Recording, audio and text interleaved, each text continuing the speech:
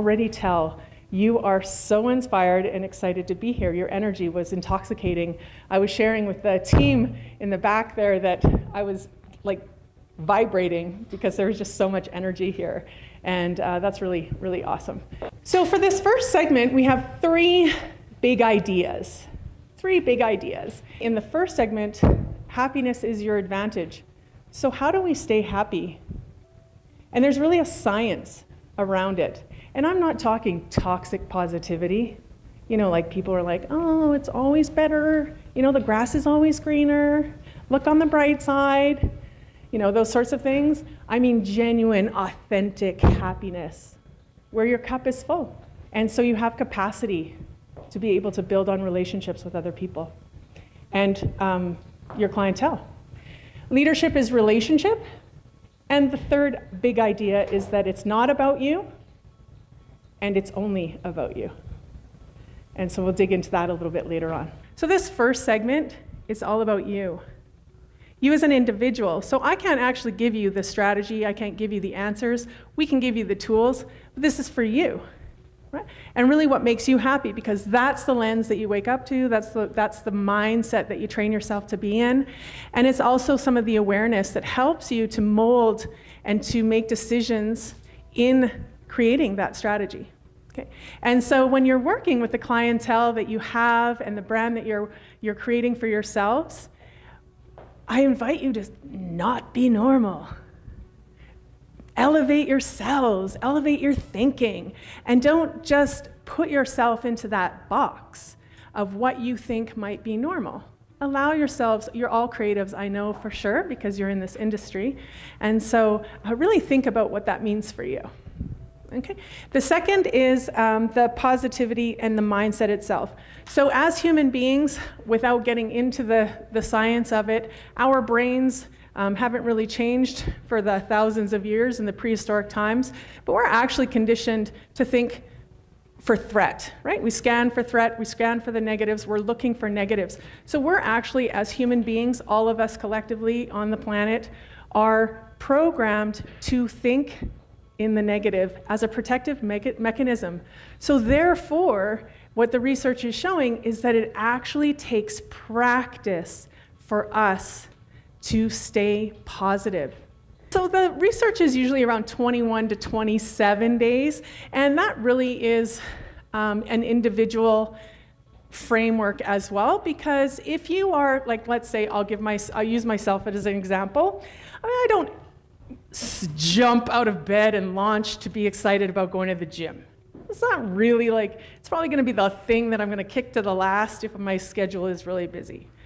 So because I have that mindset and it's kind of in my nature to be that way, it's probably going to take me longer than 21 days.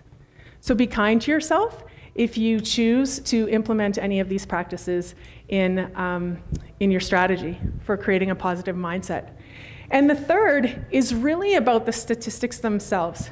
Something that we have in the human brain is like success is external. I'm moving towards something, and once I achieve it, boom, I'm going to be happy. Then on to the next.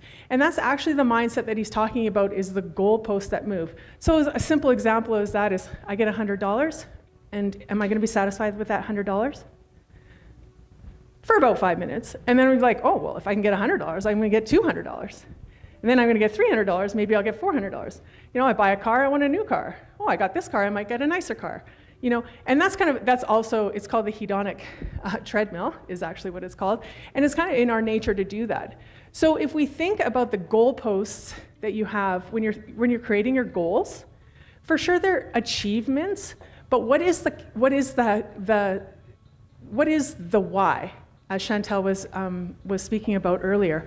What really creates that happiness for you, right?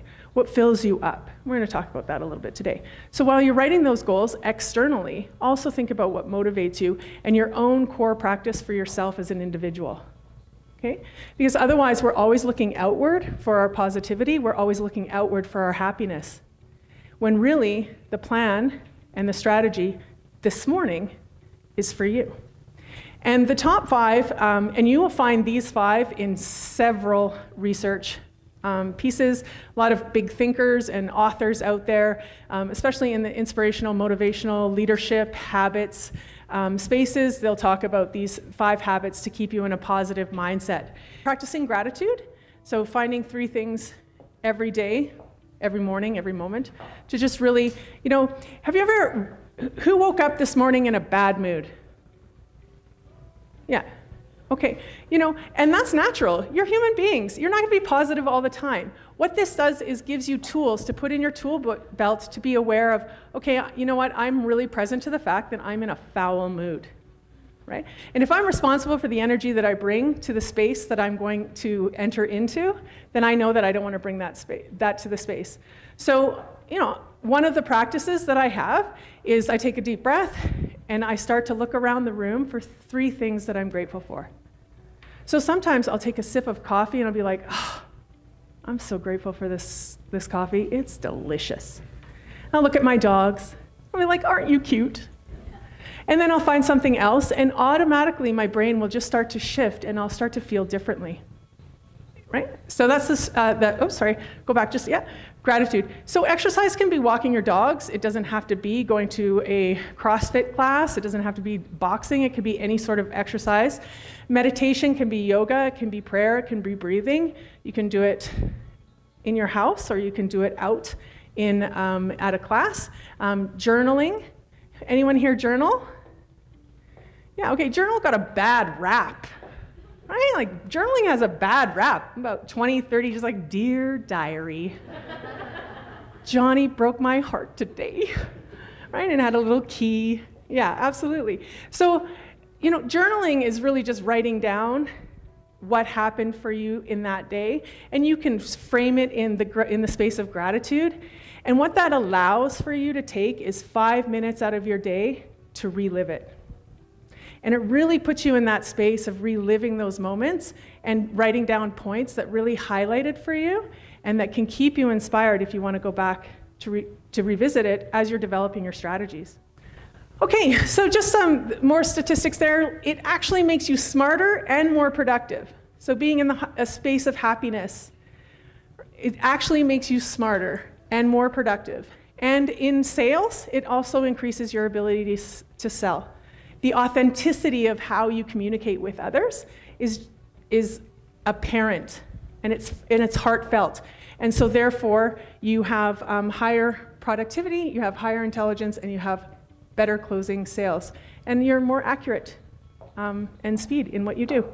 So you're more efficient. Yeah.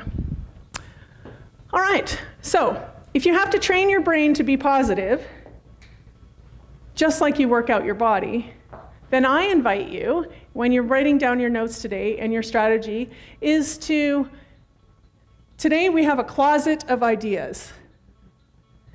Pull something out, put it on, and see if it fits. And if it doesn't fit, then move on to the next idea. Because it won't resonate for everyone, but something will hit for you, and it will really change the way that you strategize and develop your own brand. Will you do that? Okay, great. The next big idea is leadership is relationship. Do you have to be a CEO or an executive, an entrepreneur to be a leader? Can you lead from anywhere? Yeah, absolutely. So this is a room full of leaders, yes? What's that? Yeah. That's what I thought I heard. Excellent. So leadership is relationship, and relationship is with yourself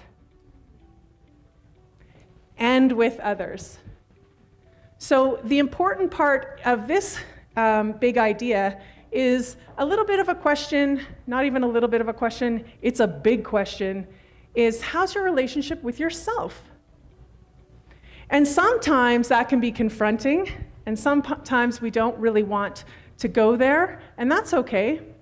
When you have capacity to do so, I encourage you to take some time to do that.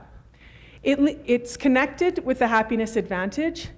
Most of all, it's connected to the capacity that you have to be able to build relationships with others. So, when we talk about the relationship or relation, yep, go ahead. We talk about emotional intelligence. Who's heard of this expression before, emotional intelligence?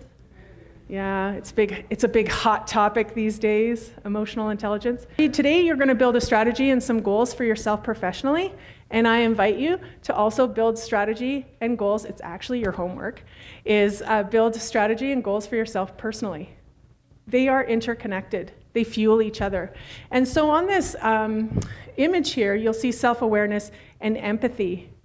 And so self-awareness is exactly that. It's, you know, if I came here today and I said, let's talk about feelings, would you all be excited?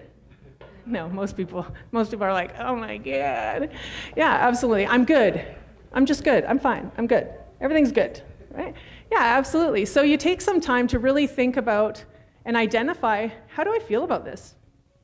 How do I feel about this? And how do I feel about where I'm going? It's going to help you to mold your why. Really? Or discover it, not mold it. You're going to discover your why. How do I really feel about this? What lights you up? What is exciting to you and what doesn't? And some days when you're self-aware, you're feeling maybe that bad, you're in a bad mood or you're feeling low energy. It equips you and empowers you to make decisions. Be like, you know what? I'm in this space right now, and you can communicate to other people that perhaps I'm here and I'm here for it, and I'm going to do everything that I need to do to create this experience for everyone else. But I'm just in this space, right? Which can be different from the space that you're normally in. It allows you to communicate and interact with others. So self-awareness and consciousness. So if you're present, I just felt you all get present. Did you hear that? Did you feel it? You couldn't hear it, but did you feel it? Did you feel it? Just kind of went, yeah. When you get present, you're conscious to what's going on around you. You're present to the people who are around you. And that, when you're at full capacity for yourself, when you're in that positive mindset, when your cup is already full, you've got energy. You've got space. And you can listen to people talk about what's going on for them. Maybe that they're sitting in the chair and they are just venting. And if you're in low emotional space, that's energy sucking.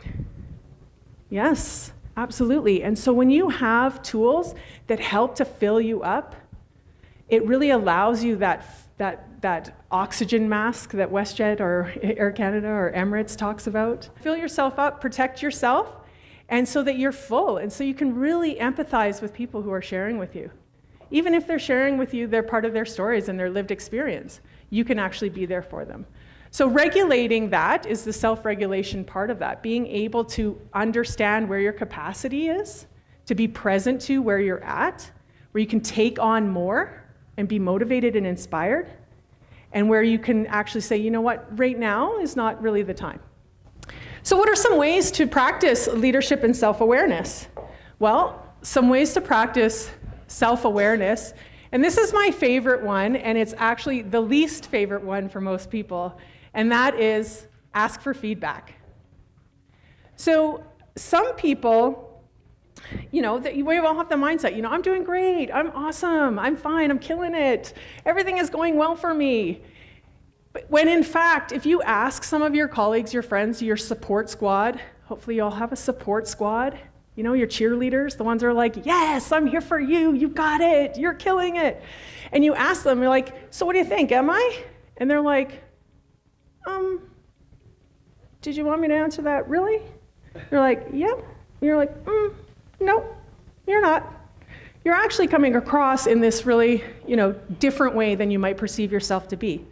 Asking for feedback is really important. The most important part of asking for feedback is being open to it and being ready to hear it. When you are self-aware and you practice that positive mindset, you are in a space to receive feedback without taking it personally. It doesn't take you out of the game. It's actually constructive. You see risks as challenges, right? You see stress as challenge. You don't see it as something that completely depletes you from your energy. So asking for feedback, when we're present, right? This is that consciousness piece of emotional intelligence. We are watching, we are aware of how other people walk into a room. We are aware of how body language impacts our communication. Here's an example. Have we ever worked with someone who does this?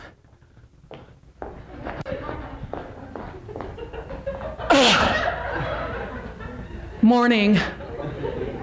Oh my God, that weekend sucked. How are you today? Yeah? Anybody? Yeah? Maybe? Maybe somebody is that person? Yeah. Sure. Well, one, that's being responsible for the energy you bring to the space, or not responsible. And two is when you can observe, maybe they're speaking, but the energy, but you can see when somebody says, yeah, I'm really happy. No, best day ever. Right? Do you believe them? Maybe not, right? But we get to be aware when we're present, we actually slow down. We slow down and we observe. And this will help you when you're in your spaces, when you're working with your guests, when you welcome somebody into the studio or the salon. You're present, you slow down, you see them, right? And you can observe their body language. You can start to design their experience right there for that individual. How can I help you? Can I get you a coffee? Right? And you start to get into that space where there's random act of kindness. Asking questions, don't rely on introspection alone. So sometimes when we get all up in our heads and we're thinking a lot, that can be a scary place. We as human beings love to make up stories. Right? So I invite you to create a support squad. If you don't have one, put it down as your #1 strategy. Who are the people around you who really lift you up, inspire you, and motivate you? Right? So when Chantel was saying, close your eyes and picture yourself in 5 years, 6 months, 5 years, who's around you? Those are the ones that are cheering you on at the finish line when you're in the marathon. Not the ones that were like, oh, I don't think you should do that. No, big risk. I wouldn't do that. You should do that, right? So really connect with people who are around you. And then, of course, be aware of what triggers you emotionally. What are your triggers, right? Some people have specific ones. So everyone has their own, and this is why this morning is all about you, right? It's all about you. What triggers you? Where are you at emotionally? What are some of the tools that you can put into your toolkit or your tool belt? What are you willing to start practicing? Right? Slowing down and being present to what really lights you up. What really lights you up? It empowers you to make these choices, to start to schedule your day, your week. That's building relationship, right? Leadership is relationship. When you build relationships, you build trust with others, listening, presence, caring, compassion. My good friend Brene Brown, I wish, talks about how you can't be vulnerable without being courageous. They go hand in hand. Right? And so that's part of the relationships that you build with one another. You know, today I'm here and we're here to tell you some things, to give you some tools that will enhance or further enhance conversations that you've already had with this incredible company, with this incredible organization. Knowing, feeling, and doing are completely different things. Completely different things. So that's for you. Our third big idea relates to this. Has anybody seen this triangle before? So this is Maslow's hierarchy of needs, and if you follow Maslow's hierarchy of needs, this is a human being. And human beings themselves need the fundamentals and the foundations of the triangle before you have capacity or space to move into the other. Okay, the physiology of that is we need food, shelter, water, and, well, sex was procreation at that time, so that's the human desire need. So it's not sexual intimacy, it's procreation. Those are the fundamentals of basic needs. So for you setting your goals, know that food, water, and shelter are #1 priorities on your list. So you have those, I would assume. Most of you all have jobs here. It's why you're here, right? And you're working on the rest. If any of those are in threat or being threatened, then you cannot focus, you do not have capacity on it to move towards anything else. That's Maslow's hierarchy of needs. So as you move into safety, psychological safety, employment, health, you have an awesome team, you have education, you have access to motivation and inspiration here for the Hedkandi group. And then you start to move into relationships, and that's what we were just coming out of. Leadership is relationships. Well, where are my relationships at? Love, affection, family, friendship, social relationships, business relationships, and sexual intimacy comes in there. And then we get into self-esteem, right? Or esteem, not self-esteem, but esteem. We're looking for recognition, acknowledgement, confidence, and status. And then we get into, it's the irony of it all. Once we are filled up and we are safe in all of those spaces, do we get to this point where self-actualization, you know, some would say spirituality or alchemy comes into play, and we have really room and space to connect with others at a high level. So think about the work that has to go into all of that for you to get to wherever your goal or wherever your destination, your purpose, your life's purpose is. Think of all that work that has to go into that. Is it simple? It's complex. Do most of us want it to be simple? Do we want it to be easy? Yeah. Do you know what I tell my students? I tell my students, you may or may not like this, but I tell my students, success does not come by UPS. It does not add to cart, it does not ship in 2 to 3 days. I know. I wish that it did. I wish that it did. But it does take hard work, focus, and clarity. And also the ability to reflect. You're gonna try something on today, it may not fit. Go back in the closet, try something else.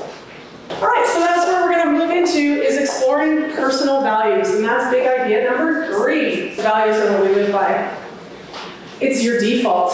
So when you're stressed and you're in the day-to-day and you're moving through and you're making decisions, your default decision maker machine are your values, your core values. Are all values the same for everybody? No, absolutely not. So having this exercise for you yourself as an individual today starts you off at the beginning to maybe reframe, rethink, revisit some of your goals. It's your why as an individual. So, what are core values? Well, core values are framed and often given to us. We actually learn them very early on. We learn them from family, we learn them from caregivers, we learn them from teachers. And it doesn't have to sound good.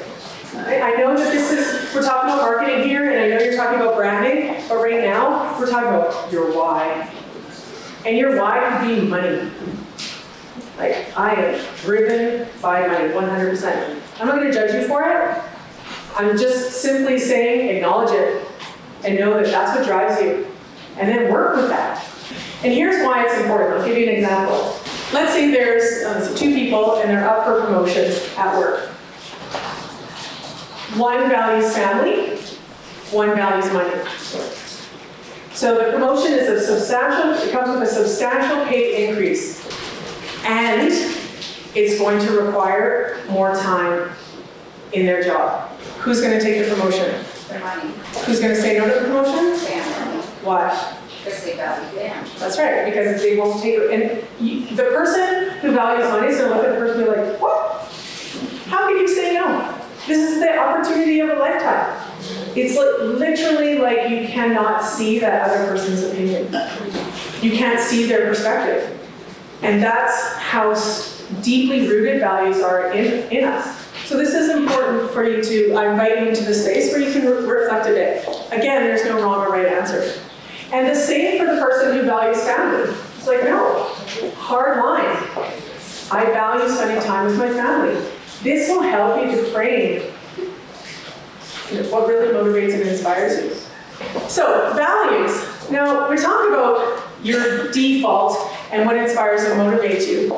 They move into, when we're doing work with branding, we're doing work with marketing companies, this kind of leads into that why, that then leads often, and we'll see mission statements, vision statements. This is where you can find alignment with your team values, and you can really find additional ways to motivate and inspire.